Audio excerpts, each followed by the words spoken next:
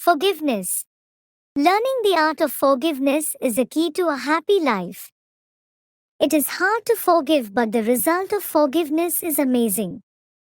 When we are hurt or offended by others, we must spend a few moments in silent reflection and conclude that the other person has acted perhaps in ignorance or has acted unintentionally. Soon our feelings may subside. Always remember, retaliation never brings peace and happiness. It is the forgiveness which brings them. So, learn to forgive and experience the blessings of God within. Truly, forgiveness is divine. We should learn the art of forgiveness. For this, we have to accept basically the fact that we have been hurt and offended. Suppose we slip and fall into mud, we must accept that we have fallen, because only then we can get up and act instead of blaming the slippery ground. Also learn to accept that the person who has hurt us has with all positive and negative in him.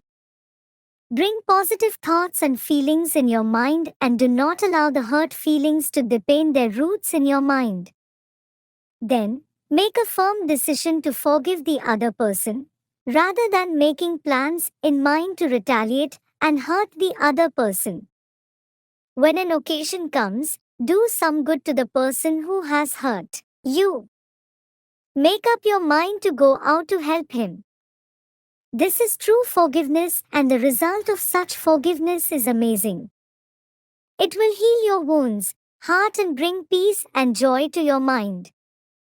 It will make your life more pious, gentle, dynamic, and divine. When Jesus was teaching the importance of forgiveness, he told his disciples that one should be ready to forgive a person innumerable times. Jesus Christ narrated the following story to his disciples. Once upon a time, there was a man. He had two sons.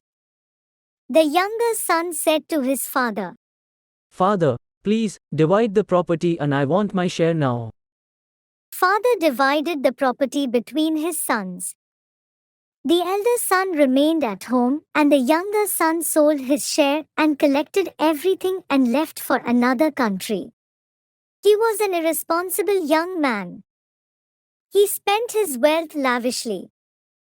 While he had money in his pocket, he had many friends who enjoyed his company.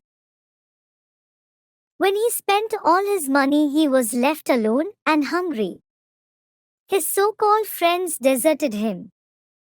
He had to lead a miserable life for many weeks.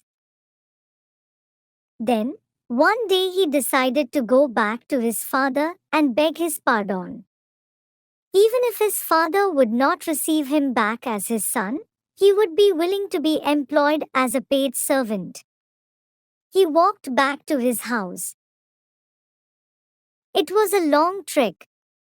His father, contrary to his son's fear, was actually waiting for him.